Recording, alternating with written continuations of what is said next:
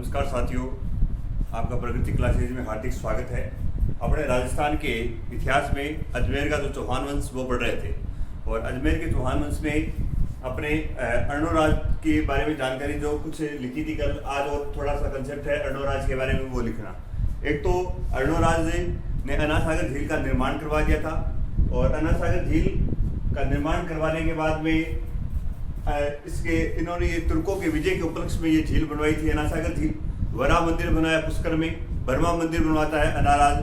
तो इसके अलावा जो आगे का जो कंसेप्ट है अनाराज में, एक तो इनका दरबारी कवि, ये नोट करना अनाराज के दरबारी कवि, ये आपको ध्यान में रखना है। अनाराज के दरबारी कवि देवबोध और धर्मघोष। देवबोध व धर्मघोष, एक तो ये याद रखना। दूसरा, अनाराज की जो उपाधियां थी वो आपको ध्यान में रखना है। तो उपाधियों में अनाराज की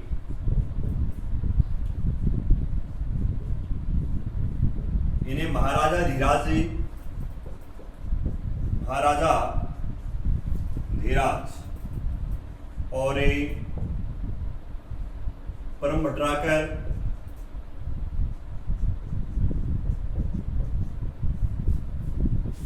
परमेश्वर, ये इनकी उपाधियां थी।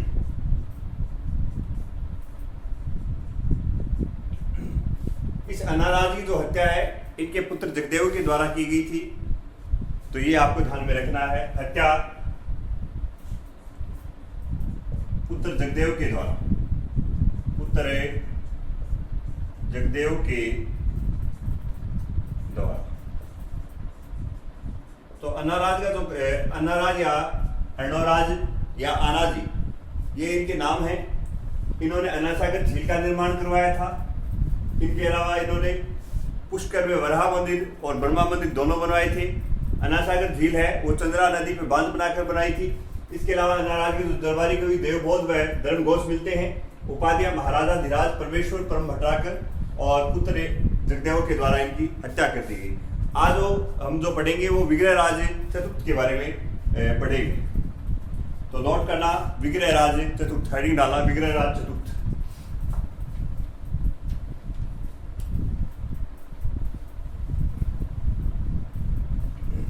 विग्रहराज जो चतुर्थ था, इसका कालक्रम जो मिलता है वो 1153 से 1168 ईस्वी मिलता है। तो इसको अपने 3 पार्टों में पढ़ेंगे विग्रहराज चतुर्थ को। तो हेडिंग डालना विग्रहराज चतुर्थ।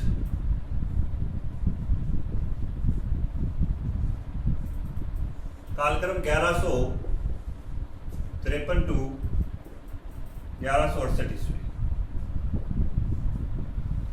देखो, चौहान वंश का आपको प्रथम शक्तिशाली शासक पूछे तो आएगा विग्रहराज द्वितीय, और चौहान वंश का सबसे शक्तिशाली शासक पूछ ले तो आएगा विग्रहराज चतुर्थ।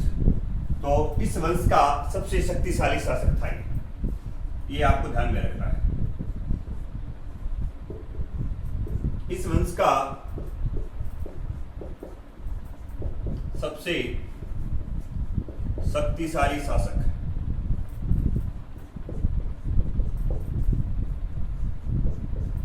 तीन पार्टों में अपने इनको पढ़ना है। तो पहला जो पार्ट है, आप इसमें हेडिंग डालना साहित्य काल।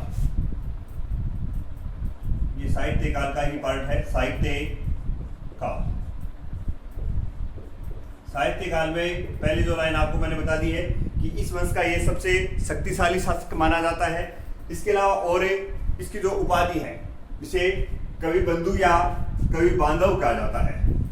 साहित्य काल में से विग्रहराज चतुर्थ को क्या कहा जाता है? कवि बंधु या कवि बांधव कहा जाता है। इसे कवि बंधु अथवा कवि बांधव कहा जाता है। कवि बांधव कहा जाता है। इसके अलावा आप नोट करना, विग्रहराज चतुर्थ को जो इन्होंने इनकी जो तुलना विग्रह राज चतुर्थ की तुलना किलहॉर्न ने तुलना की है इनकी कालिदास से की है। ये आप नोट करना। किलहॉर्न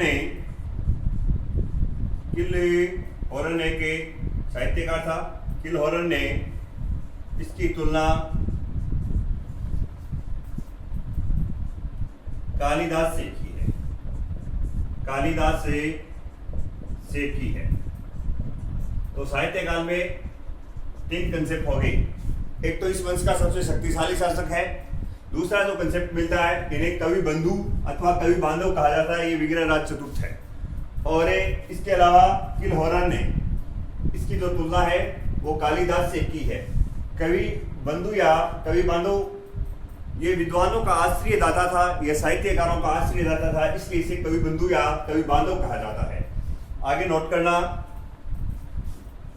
इनकी जो रचना है साहित्य काल में ही चल रहा है, तो साहित्य काल में इनकी जो रचना है, रचना इन्होंने लिखी थी हरि केली नाटक। कौन सा नाटक लिखा था? रचना हरि केली नाटक, ये आप नोट करना।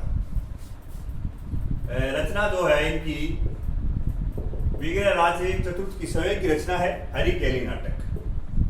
रचना हरि केली नाटक। देखो हरि केली नाटक जो है वो इन्होंने ये 2 भागों में लिखा गया है। एक भाग तो इसका जो 2.5 दिन का झोपड़ा है उस पर मिलता है, और दूसरा जो इसका वर्णन मिलता है वो है राजा राम मोहन राय का स्मारक है इंग्लैंड ब्रिस्टल पे, वहां इनका दूसरा भाग मिलता है। तो ये नोट कर लेना, हरि केली नाटक है,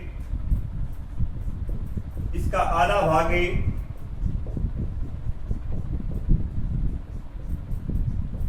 2.5 दिन का झोपड़ा,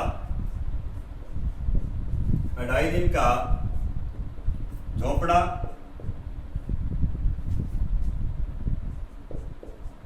पर लिखा हुआ है।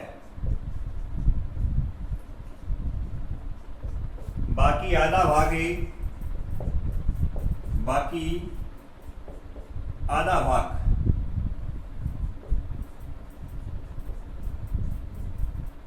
इंग्लैंड के ब्रिस्टल शहर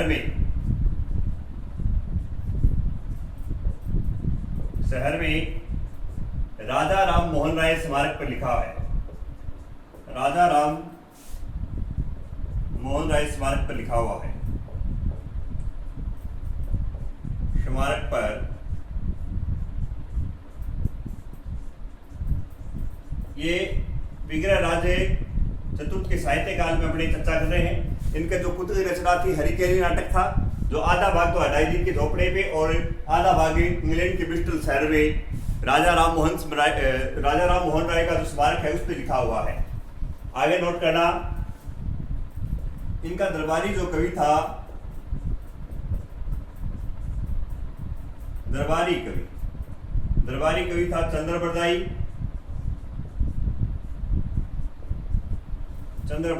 जिससे दरबारी कवि था इनका चंद्रबरदाई। इन्होंने एक पुस्तक लिखी जिसका नाम है पृथ्वीराज रासो।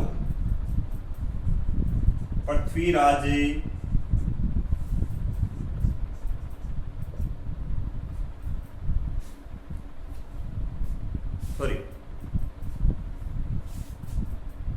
एक मिनट, ये दरबारी जो कवि है इनका, ये पृथ्वीराज चौहान का था, यहां नोट करना एक बार। इनका जो दरबारी कवि जो था सोमदेव जो था दरबारी कवि,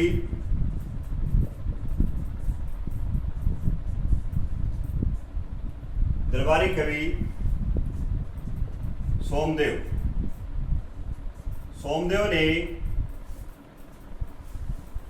ललित विग्रह राज लिखा। ललित विग्रह राज, ये आप नोट करना। तो दरबारी कवि सोमदेव था जिसने ललित विग्रह राज लिखा। इसके अलावा आपको इसकी जो जानकारी की जो स्रोत है, जानकारी के विग्रह राज चतुर्थ की जानकारी के जो अन्य स्रोत हैं, जानकारी का अन्य स्रोत है, अन्य स्रोत है जो है बिसलदेव रासो। बिसलदेव रासो नामक जो पुस्तक है वो लिखी थी नरपति नाल्हा ने, नरपति नाल्हा ने। तो ये आपको ध्यान में रखना, बिसलदेव रासो जो नरपति नाल्हा ने लिखा था, तो विग्रहराज चतुर्थ की जो जानकारी है वो इन पुस्तकों से मिलती है। दरबारी कवि सामदेव ललित विग्रहराज लिखा, और जानकारी का जो अन्य जो स्रोत है इसका जो बिसलदेव रासो जिसने नरपति नाल्हा ने लिखा से, तो ये कंसेप्ट आप ध्यान में रखना।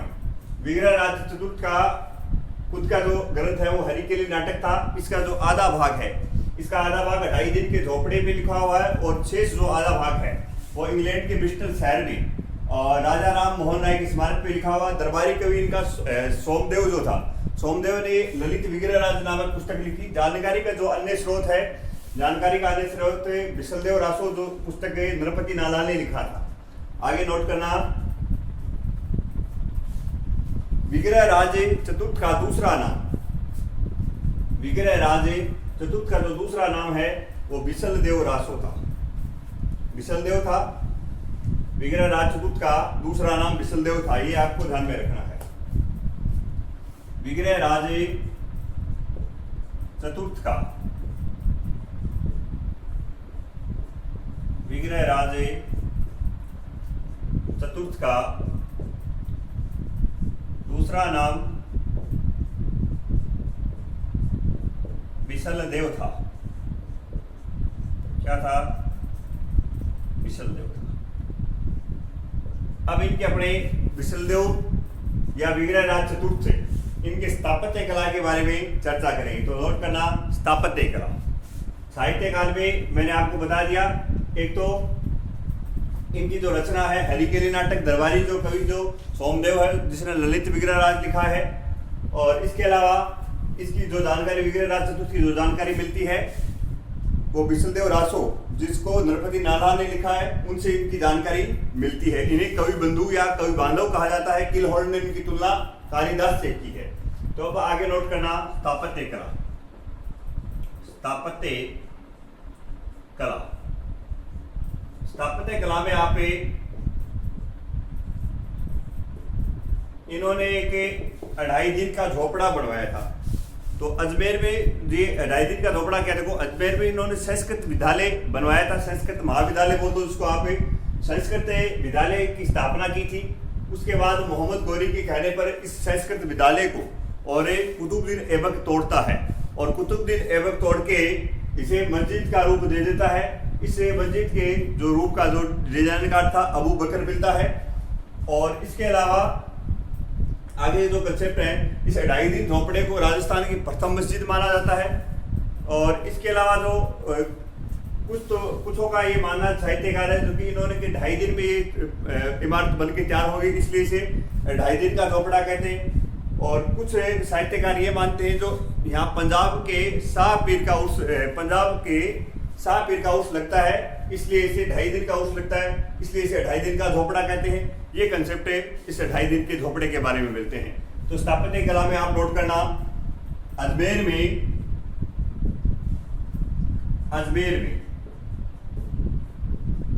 संस्कृत विद्यालय, अजमेर में संस्कृत विद्यालय, अजमेर में संस्कृत विद्यालय की स्थापना कंठाभरण के नाम पर, कंठाभरण के नाम पर या राजा भोज की तर्ज पर की।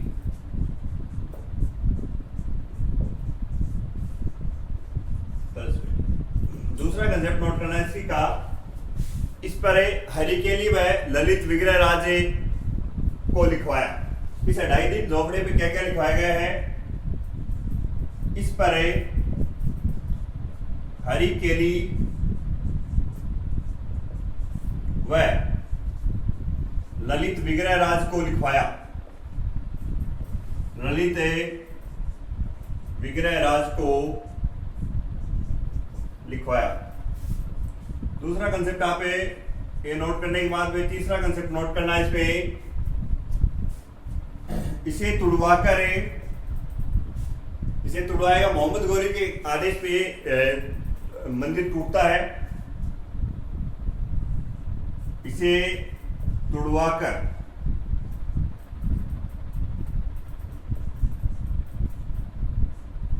कुतुबुद्दीन ऐबक ने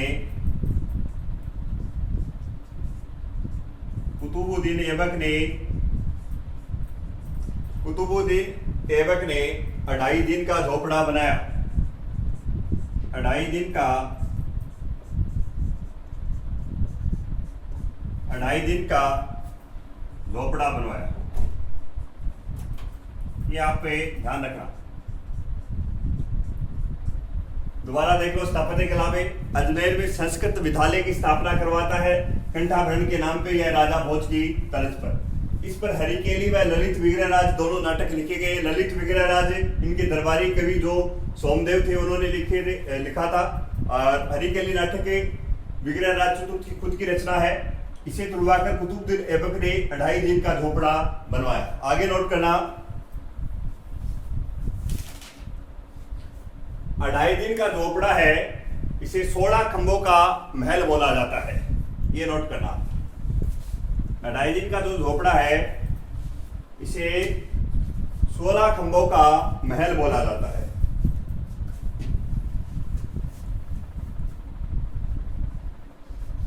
अढ़ाई दिन झोपड़े को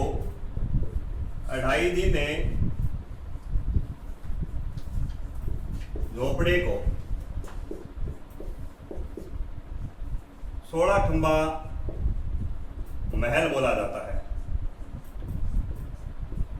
16 खंभा महल बोला जाता है। दूसरा आप नोट करना है इसको, जॉन मार्शल के अनुसार, जॉन मार्शल एक साहित्यकार थे। जॉन मार्शल के अनुसार ये इमारतें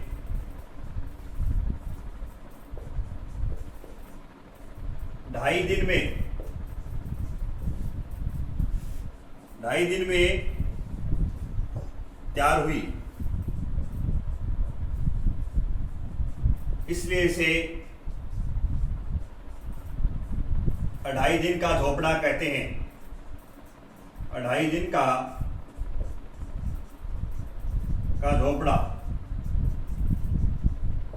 झोपड़ा कहते हैं। एक इसे 2.5 दिन के झोपड़े में पंजाब सा पीर का उर्स लगता है। पंजाब सा पीर का उर्स लगता है। का उर्स 2.5 दिन का लगता है। 2.5 दिन का लगता है। 2.5 दिन का लगता है, इसलिए इसे 2.5 दिन का झोपड़ा कहते हैं। ये कंसेप्ट आप पे नोट करना, 2.5 दिन का झोपड़ा कहते हैं। तो दोबारा देख लो एक बार, साहित्य काल में मैंने आपको बता दिया कि विग्रहराज चतुर्थ को कवि बंधु या कवि बांधव कहते हैं। जो प्रसिद्ध साहित्यकार हुए किलहौरन ने इनकी तुलना कालिदास से की है। इनकी खुद की जो रचना थी वो था हरिकेली नाटक था। इनका जो दरबारी कवि जो था सोमदेव ने खुद ने ललित विग्रहराज लिखा। उसके बाद स्थापत्य कला में इनके द्वारा एक संस्कृत विद्यालय बनाया गया था, और जिसे मोहम्मद गौरी ने इसे तोड़कर क्या बना दिया, 2.5 दिन का झोपड़ा बना दिया। तो ये आपको ध्यान में रखना, 2.5 दिन का झोपड़ा। इसे 2.5 दिन का झोपड़ा इसलिए कहा जाता है क्योंकि यहाँ पंजाब शाह का उर्स लगता है 2.5 दिन का। और दूसरा जो कंसेप्ट ये मिलता है कि ये इमारत 2.5 दिन में बनी थी, इसलिए इसे 2.5 दिन का झोपड़ा कहते हैं। इसके अलावा इसे 16 खंभों का महल कहते हैं। इस 2.5 दिन की झोपड़े का जो डिजाइनकार था वो आप नोट करना, अबू बकर इसका डिजाइनकार था। ये राजस्थान की प्रथम मस्जिद मानी जाती है, ये भी आप नोट करना। आगे जो कंसेप्ट है वो नोट करना, ये राजस्थान की प्रथम मस्जिद है। ये राजस्थान की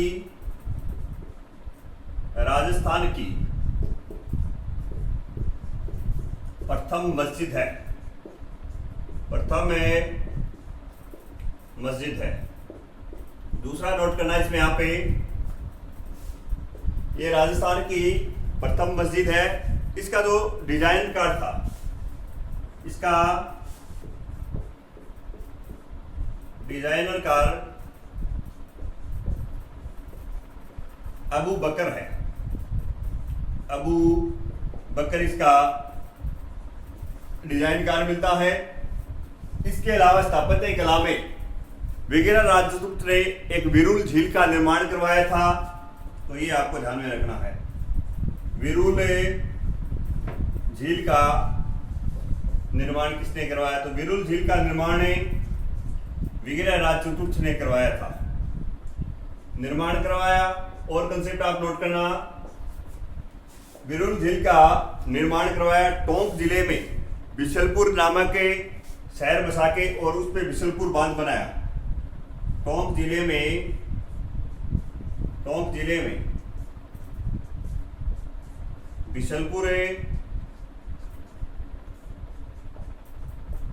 बिशलपुर गांव बसाया।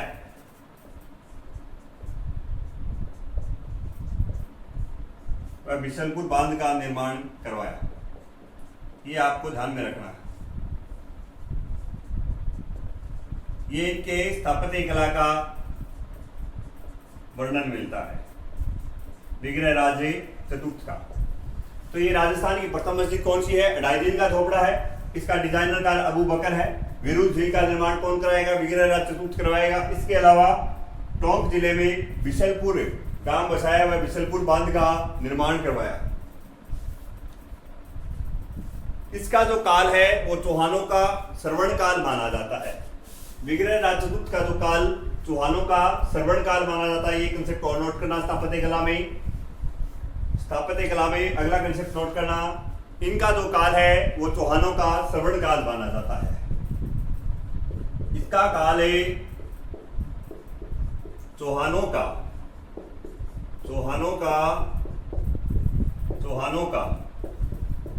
श्रवण काल माना जाता है। आगे नोट करना, हमने पहले इनका साहित्य काल पढ़ा है। साहित्य काल के बाद स्थापत्य कला में मैं तो 2.5 दिन का झोपड़ा है। 2.5 दिन झोपड़े के बारे में सारा मैं आपको कंसेप्ट बता दिया। पहले एक संस्कृत विद्यालय थी। संस्कृत विद्यालय के बाद इसे तोड़कर कुतुबुद्दीन ऐबक ने तोड़कर इसे मस्जिद बनवा दिया। राजस्थान की प्रथम मस्जिद है। इसमें पंजाब शाह का 2.5 दिन का उर्स लगता है, इसलिए 2.5 दिन का झोपड़ा कहते हैं। 2.5 दिन में ये इमारत बन के तैयार हो गई थी जॉन मार्शल के अनुसार, इसलिए इसे 2.5 दिन का झोपड़ा कहते हैं। इसके अलावा इसका जो काल है वो चौहानों का श्रवण काल माना जाता है। इसका जो डिजाइनर कार था अबू बकर था 2.5 दिन झोपड़े का। इसे 16 खंभों का महल कहा जाता है। तो ये 2.5 दिन के झोपड़े के बारे में मेन जो कंसेप्ट मिलते हैं। आगे देखना, सैनिक उपलब्धियां, हेडिंग डालना। इनकी जो सैनिक उपलब्धियां, तीसरा कंसेप्ट अपने विग्रह राज चतुर्थ का पढ़ेंगे। सैनिक उपलब्धियों में यहाँ पे पहला जो युद्ध है इनका है खेतड़ी युद्ध। तो नोट करना, खेतड़ी युद्ध है। विग्रह राज चतुर्थ ने मुस्लिम आक्रमण का अमीर खुसर शाह को इस युद्ध में हराया था। तो ये आपको ध्यान में रखना है। खेतड़ी युद्ध में किसको हराया था? अमीर खुसर शाह था जो मुस्लिम आक्रमण करता था, इसको हराया था। इस युद्ध में आप नोट करना, इस युद्ध में गजनी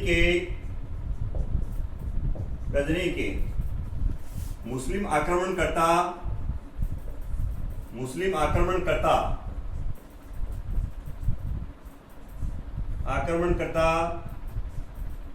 अमीर खुसर शाह को हराया। अमीर खुसर शाह को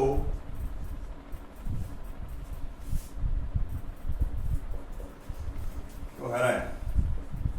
दूसरा इसमें आपको नोट करना है, दिल्ली पे अधिकार करने वाला भी प्रथम चौहान शासक बताया जाता है। पहले दोबारा देख लो एक बार खेतड़ी युद्ध है। इस युद्ध में इसने गजनी का एक शासक था मुस्लिम आक्रमणकारी जिसका नाम अमीर खुसर शाह मिलता है, उसको हराता है।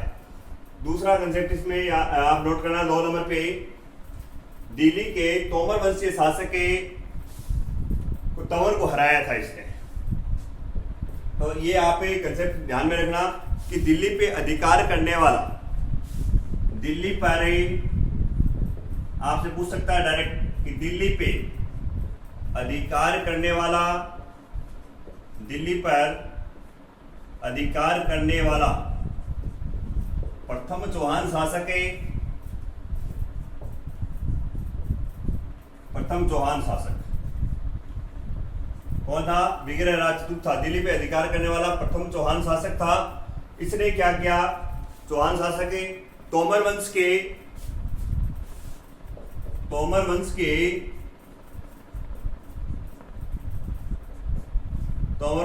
तंवर को पराजित कर,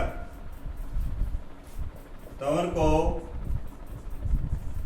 पराजित कर दिल्ली पर अधिकार कर लिया।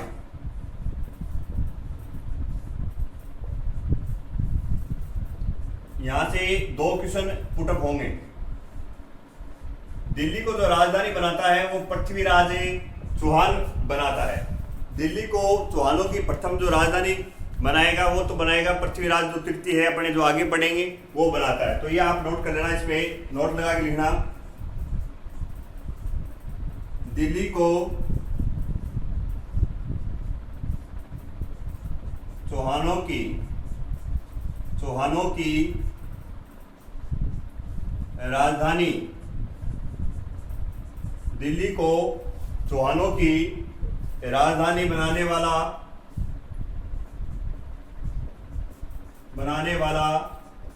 प्रथम शासक है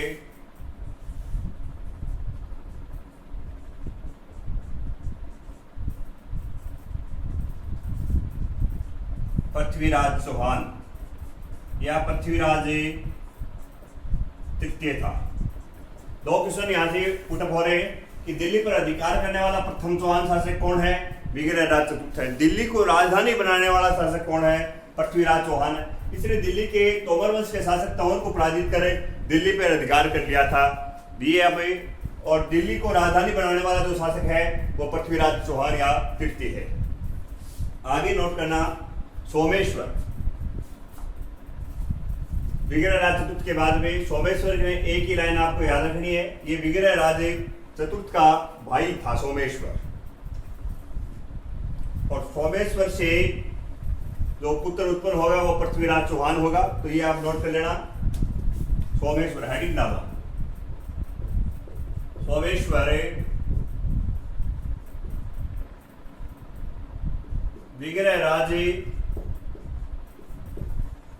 विग्रहराज चतुर्थ का भाई था। ये आपको ध्यान में रखना है। इसके बाद अपने जो चर्चा करेंगे 1166 टू 1177 इनका कालक्रम मिलता है। इसके बाद हमें पृथ्वीराज चौहान आएगा, पृथ्वीराज चौहान के बारे में अपने चर्चा करेंगे। तो विग्रहराज चतुर्थ को 3 कालों में हमने पढ़ा है, साहित्य कला, स्थापत्य कला, इसके अलावा इनकी जो प्रमुख सैनिक उपलब्धियां हैं। तो पृथ्वीराज चौहान के बारे में अपने अगली क्लास में चर्चा करेंगे। धन्यवाद साथियों।